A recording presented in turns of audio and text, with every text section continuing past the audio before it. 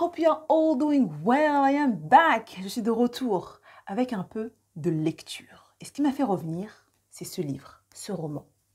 L'œil de la forêt d'Alexis Vildier. Alors, comme à mon habitude, je vais vous lire un petit extrait du roman. Mais avant ça, je vais vous lire un commentaire. Le voici. Une pépite littéraire. Plus de 700 pages de pure folie intellectuelle et de rebondissements.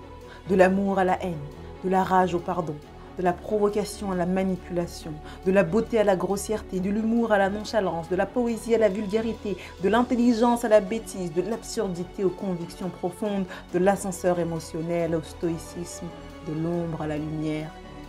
L'œil de la forêt est un roman magnifique, profond, riche, complexe, subtil, philosophique, qui pousse le lecteur à la réflexion de la première à la dernière page. Une histoire captivante, dans un style singulier et déroutant qui est propre à l'auteur.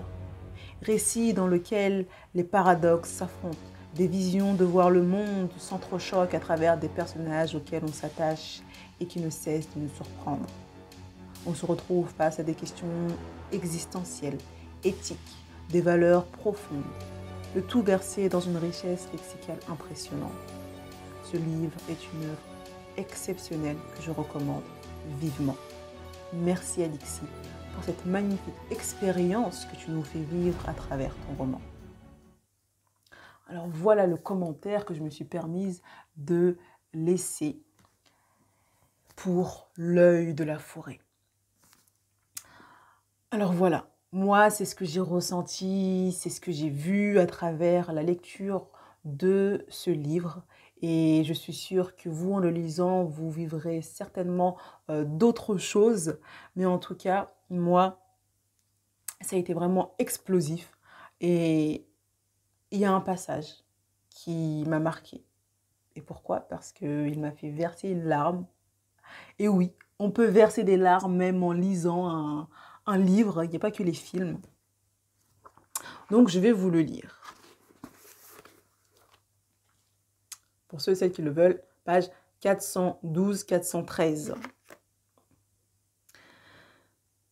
C'est alors que le loup se leva tel un monstre enseveli.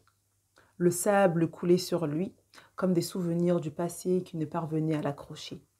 Il dégagea sa gorge, se recroquevilla vers son poitrail, et il pulvérisa un hurlement transcendant que jamais ses poumons ne crurent emmagasiner. Côme, hébété et tremblant, fut alors sidéré. Jamais il ne perçut tant de haine dans un cri. En une demi-seconde, il avait vu un enfant se transformer en orphelin et effectuer sa dernière naissance. Waouh! Alors ce passage-là, moi, il m'a parlé. Peut-être que d'autres lecteurs sont passés dessus en se disant simplement c'est un moment triste de l'histoire.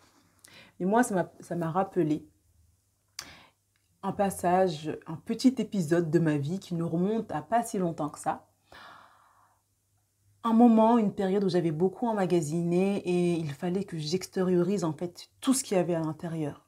Donc je suis allée dans un endroit, à l'extérieur, en plein air, j'étais face à la mer.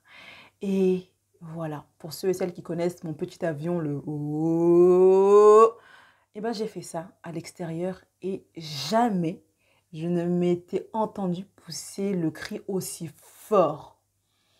Et je pense que inconsciemment, parce que quand j'ai lu le livre, je ne sais pas pourquoi est-ce que ça m'avait fait monter des larmes, mais je pense que inconsciemment, je l'ai rattaché à ce petit moment-là de ma vie.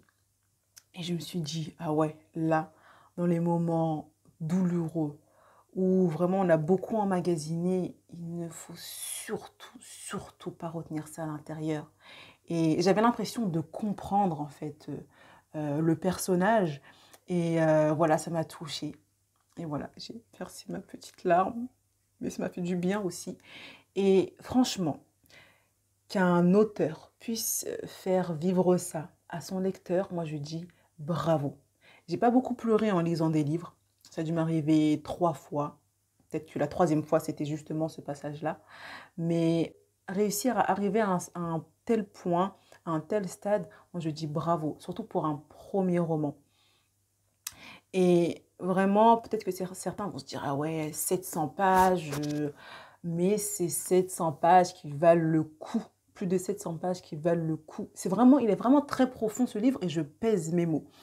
Et vraiment, on passe de différentes émotions. Bon, moi, là, sur le coup, ça m'a rappelé un moment fort de ma vie où j'avais juste besoin d'extérioriser quelque chose de fort. Mais il y a des moments, c'est aussi très drôle. Il y a des moments, on ne comprend pas parce que le lexique est tellement recherché. Donc moi, au bout de 450 pages, je me suis dit, bon, là, il sera peut-être temps de lire ça avec un dictionnaire parce que je ne comprends pas tout. Donc, le livre, il est recherché, poussé et vraiment, il pousse à voilà, élever le niveau de conscience des gens. Et moi, je trouve ça magnifique. À 23 ans, faire un tel livre, moi, je dis chapeau, bravo, continue comme ça. Et donc voilà, moi quand j'ai lu le livre, j'avais commencé un petit moment, mais je lisais 10 pages, après 50, après 2. Et voilà. Et là, je me suis dit, bon, là, le livre, il faudra peut-être que je le termine. Donc, je me suis calée 3 jours comme ça. Je me suis dit, vas-y, Yasmine, ces 3 jours-là, tu te les casses, tu le termines. Et franchement, je ne regrette absolument pas. Donc voilà, c'est un livre que je recommande encore une fois. Et si vous voulez savoir ce qui se passe dans cette histoire, moi je ne vais pas vous faire un résumé. Procurez-vous-le, achetez-le et en plus, voilà, ça fera plaisir à l'auteur, ça l'encouragera. Voilà, faut aussi l'encourager dans ce qu'il fait. Donc voilà, procurez-vous-le, disponible sur Amazon. Si vous voulez plus d'informations, vous verrez un petit lien dans la description de cette vidéo. En tout cas, voilà, j'espère que cette petite vidéo vous aura plu et surtout qu'elle vous aura été utile. Et si vous pensez que cette vidéo peut être utile à d'autres personnes, surtout n'hésitez pas à la partager ou à en parler. Et sur ce, je vous souhaite une agréable journée, matinée, après-midi ou nuit, tout dépend à quelle heure vous regardez cette vidéo. Et je vous dis à très bientôt. Bye bye.